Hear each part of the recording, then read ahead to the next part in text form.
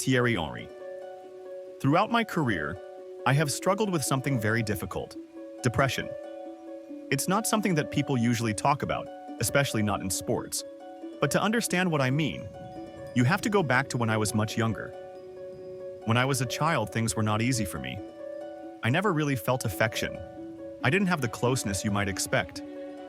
You see, when my father held me, the very first thing he said to me was, "This baby will grow up to be an incredible football player." That was the expectation.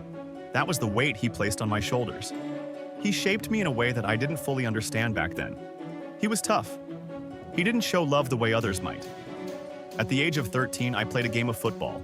It was a big match, and I scored 6 goals in that game, helping my team to a 6-0 victory. But here's the thing.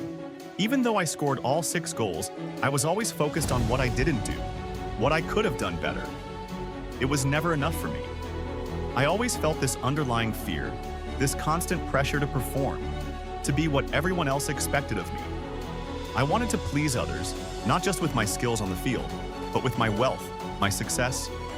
I was worried that I wasn't living up to others' expectations. It was only much later, when I had a family of my own, when I had children and a girlfriend, that I realized the true cost of this mentality. I remember the moment when my girlfriend and my children, all of them, started crying for me, for who I really was. They were crying, not because of what I had done or achieved, but because of the person I had become, because of the emotional toll it had taken on me. That moment hit me hard. It made me see the truth. And it was then that I realized something incredibly important. I was human, just like everyone else. I had been so focused on pleasing others, on impressing the world, that I had forgotten what truly mattered. And in that moment, I finally began to understand myself, to accept myself.